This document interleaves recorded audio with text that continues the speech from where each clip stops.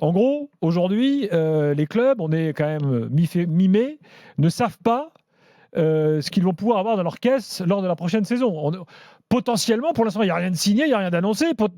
Potentiellement, le foot français est en banqueroute, là. Absolument. Et les premiers rendez-vous devant la DNCG pour faire à la fois le bilan de la saison financière et les budgets prévisionnels de la saison à venir débutent le 24 mai pour les clubs de Ligue 1. Donc, la semaine prochaine. Dans la ligne recettes droits télé, pour l'instant, il y a 0 pour tous les clubs. Voilà, c'est très concret, on en est là aujourd'hui. Donc ça, c'est quand même hallucinant. C'est hallucinant. Mais enfin, on en est là. C'est une première dans l'histoire des droits télé qui se sont succédés depuis maintenant une vingtaine d'années. Alors, c'est une première. Ouais. Et pourtant, la LFP a à sa tête, comme il y a beaucoup de génies dans le football en ce moment, paraît-il un génie. T'as même pas attendu la fin de ma contextualisation pour y aller. Qui ne fait que faire rentrer de l'argent dans les caisses du football français et devant qui tous les présidents de Ligue 1 se mettent à genoux. Alors, lui se met dans la poche de Nasser et tous les présidents se mettent à genoux. Laisse-moi continuer. Le Qatar va arriver dans le paysage, bien sûr, assez vite. Il est le paysage. Je rappelle bien sûr qu'on le sait, ni Canal, ni Amazon n'y vont, ce qui en dit long quand même. Une boîte comme Amazon qui est un mastodonte. Tout simplement, on a essayé, c'est nul, on ne prend plus. Donc, que s'est-il passé ? Une nouvelle fois, le Qatar va sauver l'histoire, avec Emmanuel Macron dans la boucle, qui en a parlé, on le sait déjà de longue date, avec l'émir qui était à Paris, le fameux visite dîner. officielle. Voilà, le fameux dîner où Vincent Labrune était présent il y a quelques semaines à l'Élysée. Oui, il portait les coupes de champagne sur le plateau. Et que se passe-t-il maintenant ? Le Qatar, en position de force, via beIN Sport, essaie gentiment de tordre le bras du foot français et d'imposer ses conditions. En fait, ce qui se trame, c'est un montant pour les droits domestiques qui ne va pas être énorme, mais un gros montant pour les droits internationaux. Et sur ce gros montant des droits internationaux, on parle de 40% qui irait dans la poche du PSG. Donc en gros, je sors de la poche droite ce que je remets dans la poche gauche. Alors, juste petite précision là-dessus, sur les 40%, c'est un schéma qui arriverait si le PSG allait très loin en Coupe d'Europe et dans le même temps, aucun club français ne performerait. C'est-à-dire que les 40%, ça n'arriverait pas cette saison, par exemple. Puisque là, on a vu que Marseille a performé, que Lille a plutôt performé, que les autres clubs français ont performé. Si tu me permets, tu chipotes un peu. Non, mais c'est juste pour expliquer que les 40% ne seraient pas automatiques, quoi qu'il arrive, chaque saison. Ça peut arriver. Et si le PSG seul, c'est 40%, et sinon, il partage il y aura un peu moins. Il donne un peu plus. C'est 40% de combien, Loïc ? Parce que alors là, c'est compliqué, mais a priori, les droits internationaux, on va dire que c'est la petite éclaircie dans les deals qui sont dans les tuyaux. Ils seraient pas loin de pouvoir les doubler par rapport à ce qui est aujourd'hui. On est à 80 millions, donc ça sera 160 entre 160 et 200. J'ai pas fini. Vas-y, Jimmy. Qu'on comprenne bien, l'enveloppe droits internationaux va être très importante pour permettre mais tout ça est au PSG. Artificiel. Voilà. Tout ça est une vaste blague. Et alors maintenant, l'information du soir que l'After vous apporte, quand même, qui est importante, c'est qu'il y a une pression politique auprès des opérateurs. Les opérateurs, c'est qui ? Ce qu'on appelle les fournisseurs d'accès, les FAI. Donc, c'est Free, c'est Bouygues, c'est SFR, c'est Orange. Pour prendre la chaîne que beIN veut créer, de la chaîne de Ligue 1, la distribuer, pour la distribuer. Et en fait, ces fournisseurs d'accès, si ils intègrent cette chaîne, ils doivent la payer. Donc aujourd'hui, il y a une pression forte, directe, politique, au plus haut niveau, sur ces fournisseurs d'accès, pour en gros cracher au bassinet, en quelque sorte, pour prendre cette chaîne. Voilà la situation. Ça, c'est une information importante qu'on peut donner ce soir. Absolument. Et juste précision pour compléter ce que tu dis, pourquoi beIN n'y va pas aujourd'hui ? On peut se poser la question. Pourquoi c'est pas déjà fait ? Ça reste. Il y a une petite part de mystère encore là-dedans. Nous, ce que l'on nous dit encore, c'est que tout Qatari soit-il, ils essayent d'être hyper rationnels dans ce qu'ils font et que avec des trous de plusieurs centaines de millions d'euros, c'était pas prévu au business plan en fait. Attends, Janelle, je finis. C'était pas prévu, donc ils sont ok pour y aller sur le principe, ils vont y aller. Ça fait plus de doute, mais y aller à ces montants-là, en tout cas pour. Alors quel montant justement ? Est-ce que tu as des idées ? Pour dire OK à ce que voudrait Vincent Labrune, là comme ça, c'est niet. Quoi. En tout cas, un 800 total, 750. En tout cas, au moins 700. Au moins 700 pour le domestique. Donc 700 plus 160. Voilà, au moins ça. Ouais, au moins ça. Ça sera peut-être moins en finale. Et du coup, beIN attend que Canal, mette aussi la main à la poche parce que forcément la chaîne va avoir plus de valeur. Le contrat de distribution beIN est distribué exclusivement par Canal pour 250 millions annuels. S'il y a des droits premium, la Ligue 1, on va considérer quand même que c'est un droit premium, arrive dans le catalogue de Canal, elle a plus de valeur. Donc, ça doit coûter plus cher pour distribuer. Donc, Canal doit remettre au pot. Canal ne veut pas. Donc, ils vont trouver d'autres solutions avec les FAI. À la Ligue, on nous dit, ça peut être une solution pour faire baisser un petit peu la facture. Ça ne sera pas suffisant pour que beIN accepte comme ça. Donc, il faut que Canal absolument, en tout cas c'est ce qu'on nous dit aujourd'hui, rentre dans la danse pour faire baisser cette facture que les Qataris vont faire et pour accéder aux objectifs de la Ligue. Sauf que, vu les antécédents et la guerre d'ego qu'il y a toujours, c'est ça en fait, entre Canal et la Ligue, et entre Vincent Labrune, Maxime Saada et Vincent Bolloré, même pour l'instant, tout est bloqué. Alors, attends, Daniel, avant que parce que je sais que tu es dans les starts, j'aimerais quand même que Cyril nous... Non, quand tu entends tout ça, là, toi qui as eu cette expérience de négociation de droits en tant que patron de Canal, qui a vu comment ça se passait, les rapports entre la Ligue, les fournisseurs d'accès, tout ça, qu'est-ce que tu peux nous dire ce que le foot français a fait sur ces 4 dernières années, c'est sauter d'un avion en plein vol sans parachute, en fait. C'est-à-dire se passer de Canal 2 fois de suite. La première fois, lorsque Mediapro met un peu plus d'1 milliard d'euros et que tu te dis, c'est le miroir aux alouettes, on laisse tomber Canal, on va sur Mediapro. Et la deuxième fois, quand tu as une session de rattrapage, Mediapro périclitant, tu as la possibilité de revenir au schéma dont tu parles, Loïc, c'est-à-dire beIN Canal en 2021, et que tu n'y vas pas pour privilégier à nouveau un nouvel entrant, tu continues de sauter de ton avion sans parachute. Donc l'important dans la chute, c'est l'atterrissage. Si le foot français atterrit à ces niveaux-là, à 750 ou 800 millions d'euros, compte tenu du fait qu'il a tourné le dos à son partenaire historique, ce qu'aucun grand championnat n'a fait récemment, évidemment que c'est pour des raisons politiques, c'est d'un point de vue politique que ça se jouera. On pourra dire que globalement, même fake, on pourrait dire globalement, le foot français s'en sort pas trop mal. Non, le club français va perdre de l'argent. Parce que d'abord, ils vont devoir enfiler 13% à CVC. Oui. Déjà, on va reprendre depuis le début. Et puis, ils n'avaient absolument aucune intention de rentrer dans cette histoire-là. Parce qu'ils ont trouvé un modèle économique sans absolument. les droits. Ils étaient à l'équilibre. Et parce que justement, ayant fait l'expérience des pertes que cela avait procuré, ils ne voulaient plus en entendre parler. Aussi parce que le champion du monde des discussions de business, le grand joueur de poker, sur qui on fait des articles magnifiques pour dire que c'est un négociateur hors pair, avait tout fait pour dire vous inquiétez pas, c'est moi le patron, je vais tout réussir, ça va marcher du feu de Dieu, Canal, cassez-vous, je veux plus parler avec vous, je vais aller voir Amazon, regardez Amazon, je vais faire rentrer DAZN, je vais faire rentrer Facebook, Netflix, je vais faire... Tout ça a été du vent. Il a raconté des histoires à tout le monde. Et tous les présidents de clubs qui lui tirent les pompes du matin au soir doivent ouvrir les yeux sur qui est cet homme-là. Cet homme-là va emmener le foot français dans le caniveau. On me fait croire qu'il va rattraper l'histoire une première fois avec CVC. CVC, le Sénat est dessus. Dans pas très longtemps, on connaîtra le fin mot de toute cette histoire-là. Ça va coûter de l'argent, 13%. Déjà, il va falloir faire, ça va pas l'addition, on va faire la soustraction déjà. Ensuite, les fameux droits qui vont gonfler, ils vont gonfler artificiellement, puisqu'ils vont gonfler. Toi, tu dis le double pour les droits, donc tu dis loin, c'est 80, 160 et 200, ouais, à peu près. À un moment, ils étaient presque prêts. Les Qataris avaient dit bon, allez, on fait 300 les droits internationaux. Ils disent non, là, ça va trop se voir là. 300 là, vraiment, ça va se voir. Mais est-ce que les gens qui nous écoutent sont conscients que les droits internationaux qui sont à 80 millions aujourd'hui, un truc dans le genre, on va les gonfler artificiellement, mais que l'acheteur, c'est beIN en fait. Donc en fait, ils font ce qu'ils veulent, c'est la même caisse. Ah oui. Donc en fait, là, il y a des conflits d'intérêts à plusieurs niveaux. C'est pour ça que c'est un gag cette histoire. Ouais. Donc en fait, ils vont gonfler les droits internationaux artificiellement à 160, à 200, histoire que ça se voit pas trop, mais ils nous prennent pour des crétins parce qu'on le voit. Et dans cette répartition des droits internationaux, Nasser est en train de dire avec tous ses amis, si on pouvait prendre une plus grosse partie, mais on va mettre une espèce de condition que c'est Paris qui en prend la plus grosse partie, s'ils vont plus loin en Coupe d'Europe, donc après, qu'est-ce qui va leur rester à prier que les autres équipes en Ligue des Champions se bananent en phase de poule pour pas prendre de l'oseille. Mais voilà où on est, Daniel, la Ligue 1 aujourd'hui. Et les présidents des clubs de Ligue 1 qui, pour la plupart ne comprennent rien à toutes ces histoires-là. Cyril, je sais que tu le diras pas, Mais tu as négocié avec. La Non, plupart c'est ne vrai. comprennent Non, mais rien du tout. Il y a un président de ligue qui leur vend une soupe et eux, ils avalent depuis des années et ils se réveillent Qui ne après. donne pas toutes les infos, c'est Parce ce qu'a que- dit Roussy Et ils récemment en donnent pas plus. toutes les infos Ouais. parce que s'ils Ouais. comprenaient quelque chose, ils ne se seraient pas laissés enfumer par Mediapro à l'époque où ils ont tous signé. Ouais, Et ils ont tous dit à Kyo, vas-y, va nous chercher le milliard. Alors, laisse parler un peu les autres. Juste, Laurent. déjà, le deal où ils ont été imprudents, c'est CVC. Déjà, ce deal-là, Rappelons qu'il n'a rien à voir avec les droits télé. Non, hein. il n'a rien à C'est voir, l'entrée mais d'un fonds oui, mais enfin, t'as d'investissement 13% quand même. Ouais, enfin, il n'a rien, capital de la Ligue il a rien à voir, il a rien à voir, mais t'as à donner de l'argent au club. 13% va revenir à Ah, CVC Après, quand je même. fais un peu l'avocat du diable, À entre l'époque. guillemets.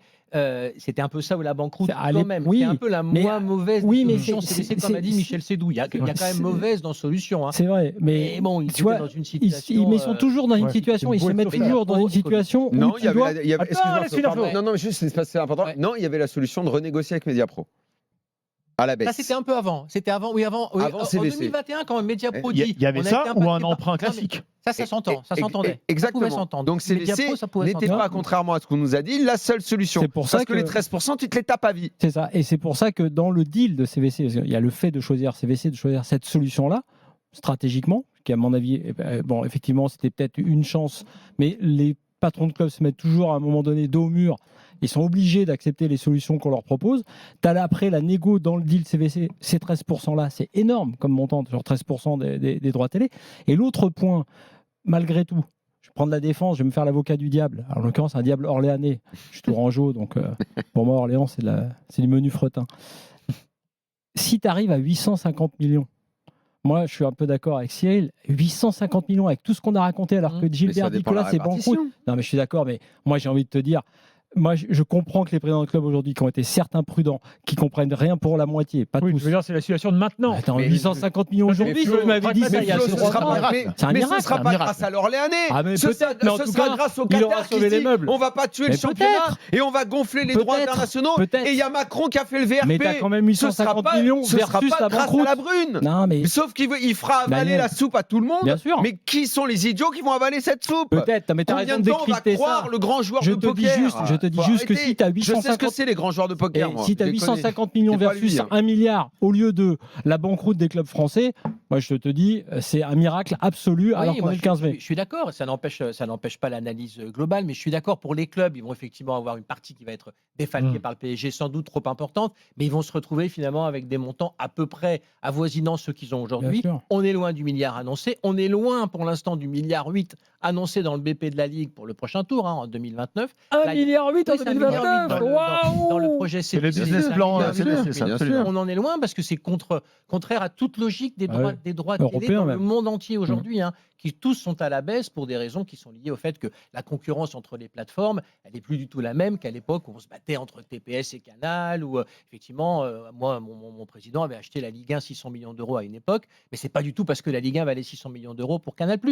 C'était un achat à perte qui était financé d'ailleurs par les abonnés du cinéma. C'est parce que Bertrand Meilleux voulait la peau de TPS et que c'était une prise de guerre stratégique. Là est la difficulté de compréhension des dirigeants du football français qui ont cru que le prix qui était payé était un prix conforme à la valeur que pouvait imaginer un opérateur et ses propres abonnés. Non, c'était une valeur stratégique. À partir du moment où aujourd'hui le sport, à part quelques exceptions, type la première ligue anglaise, encore que les droits n'ont pas monté, ils sont très élevés, mais ils sont au même niveau, ou quelques très grands sports américains, à partir du moment où aujourd'hui les plateformes ont plutôt la tendance, logiquement, vu qu'il y a plein de contenus, il y a le cinéma, il y a les séries, à essayer de se partager les droits, voire à se distribuer les uns et les autres, il n'y a plus de valeur surstratégique pour le foot, nulle part. Donc penser que le foot français, effectivement, est capable d'atteindre 1,8 milliard en 2029, ça veut dire que d'ici là, il faut gagner 5 Coupes d'Europe. Voilà, il faut passer à quelque chose de... Non mais honnêtement, c'est ça. Ouais, mais il y a quand Une même par des an, gens- c'est jouable, une Cyril, par il y a an quand même d'ici des là. gens. On fait le film de ces dernières années entre ce qui s'est passé autour de Mediapro, puis CVC, puis là, les gens qui prennent des décisions autour de la LFP, parce que n'oublions jamais quand même que la LFP et sa direction est une émanation de ce que veulent les clubs et les présidents. On est quand même en train de parler de plusieurs personnes qui ont réussi dans les affaires, qui dans une société sont plutôt même au-dessus des CSP+, des gens qui intellectuellement ont fait des études, doivent connaître le business, réfléchir. Alors tous les domaines d'activité ne sont pas identiques. On peut très bien, j'en sais rien, avoir été bon pour diriger une entreprise de sacs poubelles et puis pas bon pour acheter des droits. Enfin, ok, je veux bien, mais enfin, on a quand même intellectuellement un cerveau. Mais la plupart du temps, sur toutes ces questions-là, je suis désolé, j'ai l'impression d'être face à des gens qui comprennent pas grand-chose et qui, je sais pas trop comment le dire autrement, mais sont pas loin d'être bêtes, quoi. Non, ils se font entourlouper, et encore aujourd'hui, un mec comme Laurent Nicolin, qui, par ailleurs, vraiment, pour tout ce qu'il a fait, et Dieu sait le respect pour son père, absolument, qu'il se fasse manger le cerveau à ce point par la Brune, moi, ça me rend fou. Caillot, c'est pareil. Tous ces gens-là, qui se fassent à ce point manger le cerveau par Vincent Lamoine, moi, ça me dépasse depuis toujours. Je sais que la séduction, la com, machin, les repas, les restos, tout ce que tu veux, mais on parle de business, la santé du foot français. À chaque fois qu'on est dans les négociations, on voit que ça se passe pas bien, que le patron, c'est lui, qu'on ait déroulé tapis rouge à cet homme-là, qui était rien d'autre qu'un agent de communication de Delarue il y a 25 ans. Moi, ça me dépasse. Chacun a le droit de progresser. Non, mais en fait, il n'y a rien dans son CV qui le fait progresser. C'était une question à Il n'y a rien dans son CV qui le fait progresser. Ensuite, il a été agent de com à l'OM. Il a savonné des planches. Il a été président de l'OM. Ça a été un échec. Enfin, tu vois, à un moment, moi, je veux bien, toute ta vie, tu vas la baser sur ton brushing et ta séduction. Non, mais il y a un peu de sujets.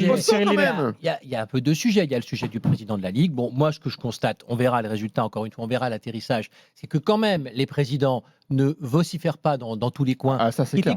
Qui est très nouveau, parce qu'à une époque, ça hurlait. Ils sont en soutien de Vincent Lamoine. Tout le monde partait dans tous les sens. Oh là, chacun avait sa déclaration. Là, il les tient. Il tient quand même cette communication. Il n'y a personne qui parle. Voilà, donc ils ont confiance en lui. Je mets pas de bémol sur ce que Daniel dit, mais en tout cas, il continue de lui faire confiance. Donc, Ferry et son pote. Ouais, mais, en tout cas, pour le moment, il y a une solidarité de la part du foot français qui est derrière le président de la Ligue de football professionnel. Kyo n'a pas connu la même chose. On peut s'en souvenir.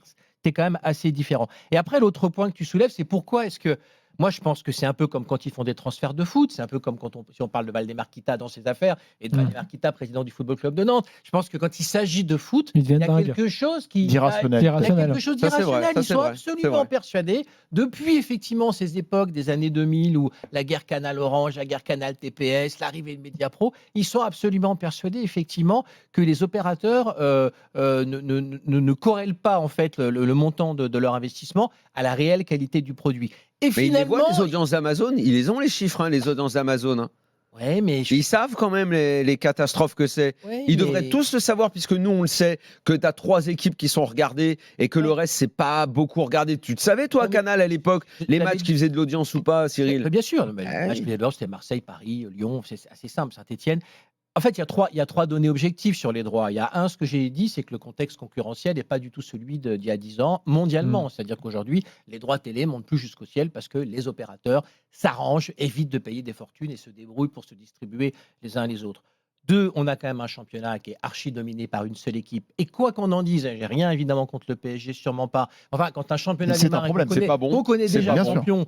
C'est pas bon. Enfin, le championnat est super intéressant cette année, sauf pour la première place. Ça joue quand même beaucoup dans l'intérêt des gens. Et c'est là que je ne comprends pas la stratégie du Qatar, qui, s'ils étaient vraiment des businessmen et des gens avisés sur comment tu fais progresser un business en général. Tu veux dire, ils rachèteraient aussi l'OM et Lyon comme ça. Tu sais que la concurrence... Non, tu jouerais sur la répartition. Et plutôt que de tout faire en coulisses pour avoir une répartition en leur faveur, ils devraient faire quelque chose de beaucoup plus égalitaire, comme font les Anglais, pour que tu fasses monter le niveau, que Marseille ait des moyens. Mais de même que dans les années 90, l'OM PSG, effectivement, enfin, la création de la rivalité OM-PSG, ça avait marché pour faire monter les droits. Et il y a un troisième argument, qui est celui de Daniel, qui est donc, 1, le contexte concurrentiel, 2, le championnat, il y a très peu de suspense, 3, les audiences, effectivement, du foot aujourd'hui, sont pas du tout les mêmes que celles qu'elles étaient sur Canal il y a 10 ou 15 ans, quand un PSG-OM pouvait faire 3 millions, parce que la base d'abonnés n'était pas la même. Donc, le championnat, ici, on est dans l'after, on est au milieu de la base des fans de foot, des gens qui regardent tous les matchs, qui regardent les matchs de leur équipe.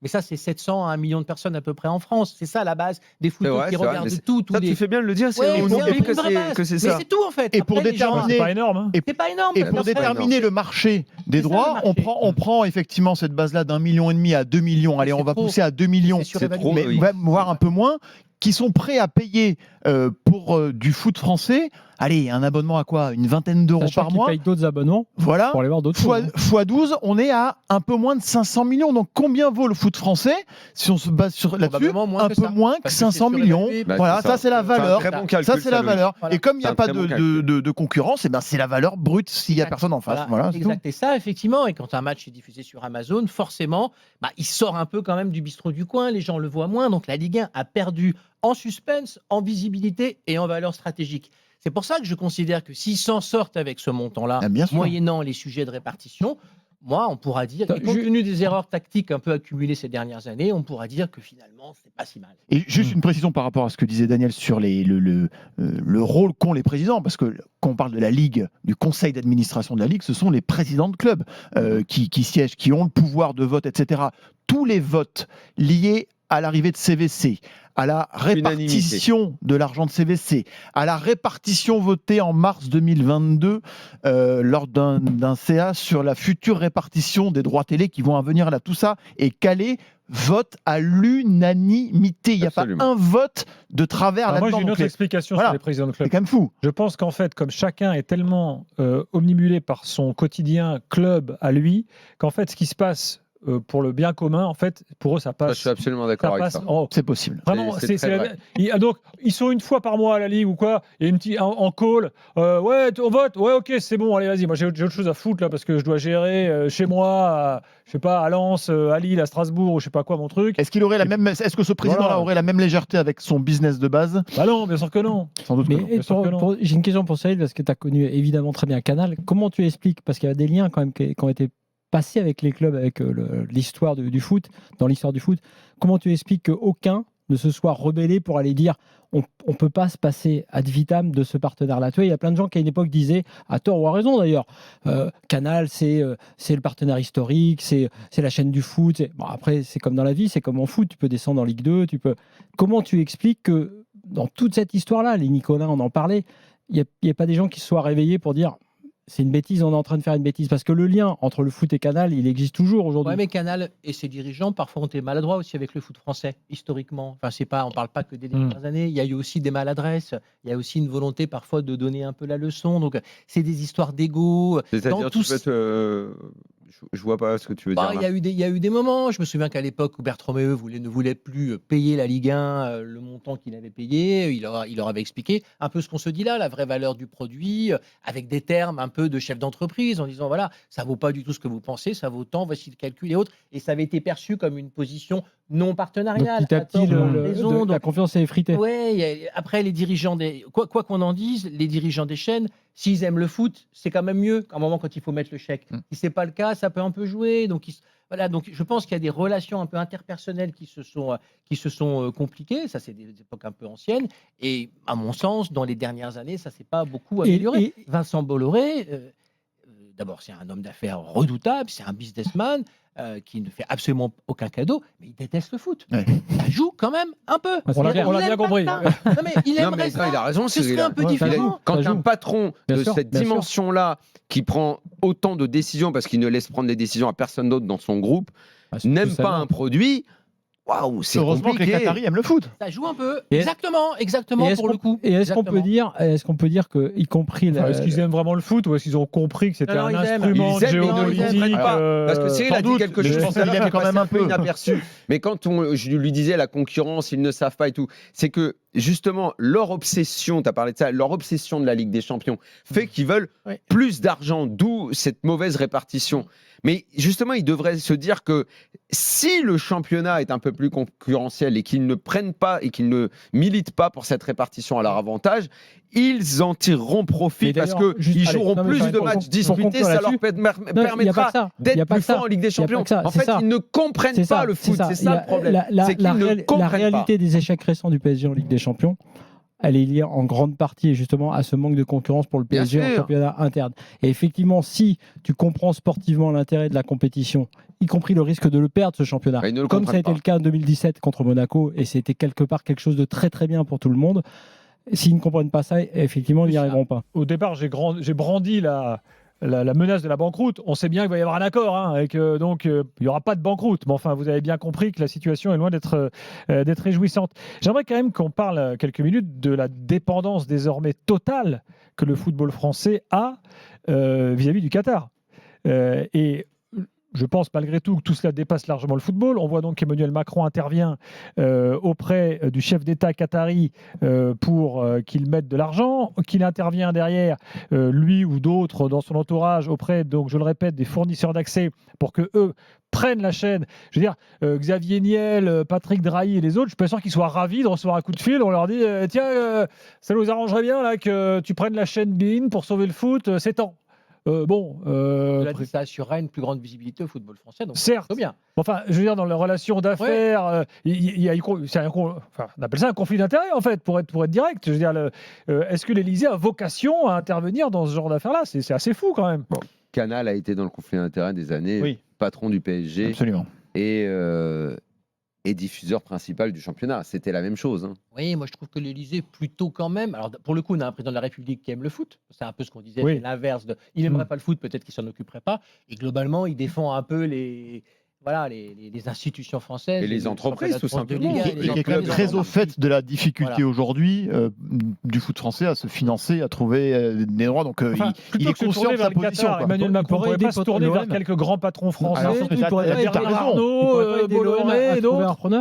Non, mais je veux dire. Non, mais là-dessus, tu as raison. Mais on pose souvent la question aux c'est aussi un problème de souveraineté, là. Mais bien sûr. Mais Arnault, il n'aime pas le foot. Mais c'est un problème de culture. C'est un problème de culture sportive dans notre pays. En fait, on n'est pas un pays de sport, on n'est pas un pays de foot. On l'a dit avec notre fan base qui a moins d'1 million. C'est dramatique. Bernard Arnault, il n'a pas de chaîne de télé. On a quoi ? Il y a un big boss du CAC 40 qui a un club, c'est Pinot. Un Rennes, je crois que c'est tout en France. Sur Ligue 1, Ligue 2, c'est terrible. Alors. Autre conflit d'intérêts qatari maintenant, c'est cette fameuse répartition. On sort de la droite pour rentrer dans la gauche. Là, Loïc, dans le milieu du foot français, en fait, finalement, cette répartition, elle ne choque pas. Quand tu parles toi avec les présidents de clubs, ils n'ont rien à dire. Il n'y en a pas un qui dit quand même, on va essayer de râler un peu. On a entendu que Roussier, qui lui, en gros, s'est fait complètement arnaquer au Havre, parce qu'il a pris 0, le pauvre, et qui d'ailleurs, lui, a balancé. Il y a fait 1,5. 1,5 million. Mais l'OM aussi s'est fait arnaquer. Longoria, l'OM n'a pas du tout été présent dans les conversations. La répartition de CVC, l'OM, il faut être précis. Total. Il faut être précis. Il y a différentes répartitions. Il y a la répartition de l'argent de CVC, du $1,5 milliard qui est en train d'être fini de distribuer. Les derniers versements sont pour cet été. Et après, il y a la répartition des droits, des futurs droits. Tout ça a été calé encore une fois en conseil d'administration, vote à l'unanimité. Pour ce qui est des revenus de CVC. Par exemple, Marseille ou Le Havre ont voté pour leur propre arnaque. C'est extraordinaire. Qu'est-ce que je te dise ? Oui. Non, mais ça leur a été soumis. Vous êtes en train de me fourrer, mais je suis pour. Mais c'était du ça ou rien. C'était ça ou rien. Ça a été présenté comme ça ou rien. C'est vrai que ça a été présenté comme ça, souvent en visio. Vraisemblablement, ce que disait Jean-Michel Roussier, c'est intéressant. Il disait que notamment sur la présentation de CVC au président, il manquait des documents. Il y a des choses qui n'ont pas été dites. Il manque d'informations. Et manque d'informations. C'est pas pour rien qu'il y a une commission d'enquête du Sénat qui est sur le truc. Les réunions en visio sans les documents entiers. Prochaine audition la semaine prochaine d'ailleurs, avec des gens intéressants. Jean-Marc Micheler, notamment le patron de la DNCG. La dernière fois que Vincent Labrune, ça c'est intéressant aussi, s'est présenté devant ce genre de commission d'enquête, ça s'est pas. C'est très mal passé. Et il sera à nouveau convoqué, ça évidemment. Ça s'est pas mal passé, notamment dans l'attitude. Et là, tu reviens à un point, parce que je le connais très bien depuis longtemps, puisque tu parlais de la communication. Là où je suis pas d'accord avec toi, c'est que tu as le droit, et c'est son cas, d'avoir énormément progressé. Et moi, je l'ai connu à la com de France Télévisions et de France 2. Et il a fait aussi ses armes derrière. Il est bien autre chose que ce qu'il était à l'époque, quand même, Daniel. Mais en l'occurrence, c'est vrai que là, en ce qui concerne les droits télé, voilà. Il fera attention parce que dans l'attitude, ça a quand même été pour avoir vu quelques politiques à ce sujet. Très mal, sa première intervention, très mal ressentie. Mais pour revenir à la répartition, ce qu'il faut retenir, en gros, sans entrer dans les détails des chiffres, des pourcentages, etc., qui sont un petit peu complexes, c'est que la philosophie de base de Vincent Labrune, de ses équipes, et donc de CVC qui est arrivé, c'est de soutenir, de favoriser les grosses locomotives, les clubs européens qui vont faire entrer des points UEFA à la France, comme cette saison d'ailleurs, ça a été le cas, c'était une saison plutôt réussie pour les clubs français en Coupe d'Europe. C'est clairement assumé, c'est de l'élitisme, c'est les locomotives d'abord, le reste suivra, on peut ne pas être d'accord avec ça, c'est leur façon de faire, CVC est à fond là-dedans. Il a toujours défendu cette idée, l'Orléanais a toujours défendu cette idée, quand il était président président de l'OM, à chaque discussion autour de la répartition, il le disait, l'oseille pour 5-6 équipes, le reste, on s'en fout. Ça a toujours été son credo. Encore aujourd'hui, il suffit de voir comme il s'est comporté hier au moment de la remise des prix Trophée UNFP. Là,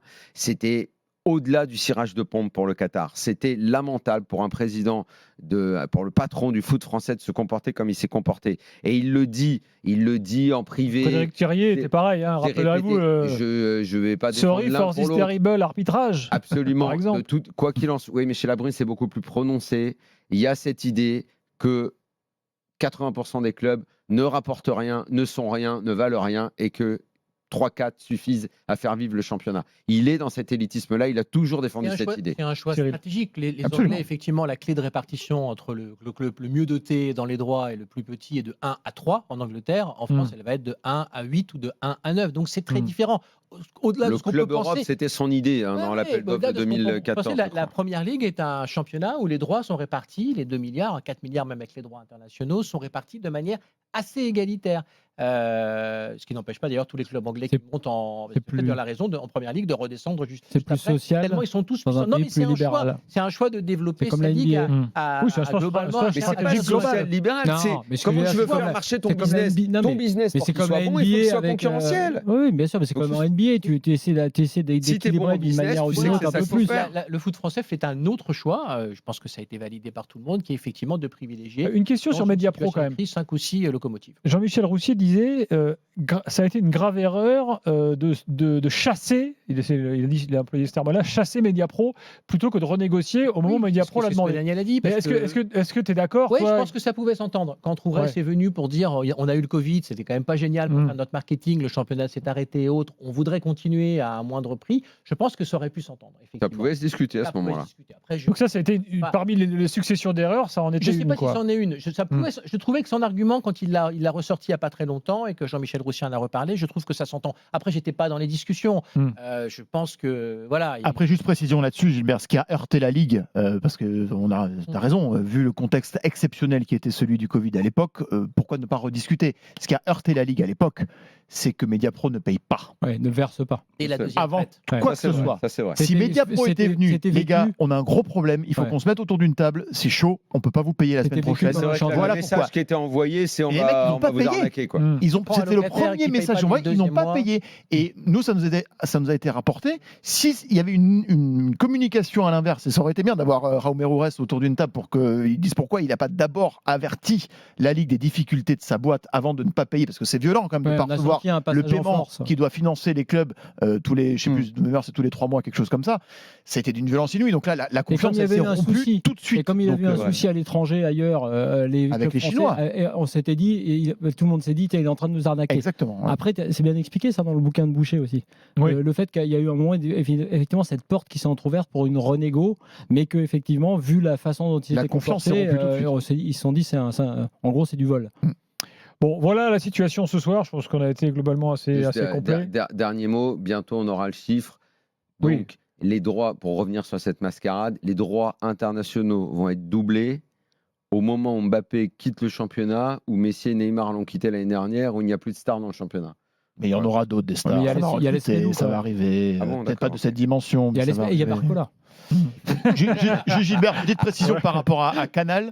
Maxime Saada s'en fout du foot à l'heure où on se parle. Il est à bloc sur le rugby puisque le top 14 a lancé son appel d'offres. Les résultats sont attendus mercredi prochain. A priori, Canal est seul, on verra, mais a priori, en tout cas, grandissime favori, diffuseur historique du rugby français aussi.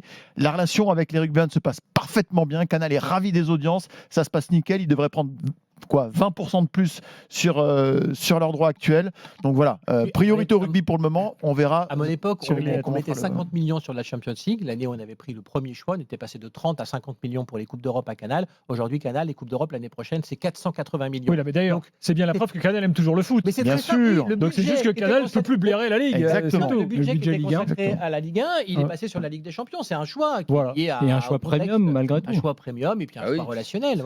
Question pratique pour tous les gens qui nous écoutent et qui vont devoir s'abonner à cette future chaîne beIN Sport. Tu as une idée des prix? On a déjà aucune idée. Aucune idée pour l'instant. C'est annoncé modéré. C'est annoncé modéré. Pour qu'il y en ait plus. Les gens vont se désabonner de Prime. À Prime, c'était quoi? C'était 15 €? Donc ça va être ça, 15-20 euros. Ça dépend, selon t'as les des matchs. Oui, différences c'est ce qu'on disait, Loïc, sauf qu'il fallait un peu d'Amazon, un peu de Canal, il fallait des petits bouts. Là, l'idée, ce serait qu'avec un abonnement, tu es tout. Ouais, T'as toute la Ligue 1. Ce qui est quand même Mais aucune important, idée du prix parce que pour l'un l'instant. des sujets majeurs pour les consommateurs, ça a été l'explosion évidemment. aussi, les différents abonnements. Donc, si à minima, c'est pour ça que je dis, Là, tu peux avoir une sorte d'offre groupée. si tu as, Ça peut comme disait participer au Cyril, miracle si tu as dont tu 800, parlais. le miracle dont je parle, Mais sur bien les sûr. 850, même s'il y a une partie qui est bizarre avec les droits internationaux, plus un abonnement unique pour les gens, qui est quand même un truc qu'on n'a pas eu depuis longtemps en France, là, maintenant, depuis quelques années, c'est quand même aussi intéressant. Dernier point positif, Cyril, je mot de la mets, fin. quand même sur un opérateur, alors tout est discutable, mais sur un opérateur dont le métier est de faire du sport et du foot, alors que quand tu vas sur Amazon, c'est Amazon, service aux entreprises, e-commerce et un peu les contenus. Le foot français, ça se barre d'une réunion budgétaire à Seattle en 15 secondes. Très dangereux d'aller se mettre son business dans une entreprise pour qui c'est un sujet extrêmement anecdotique qui va et vient en fonction des intérêts de l'entreprise. Là, au moins, quand tu vas chez Bein, tu sais que ils seront là Ouais. encore pour des années.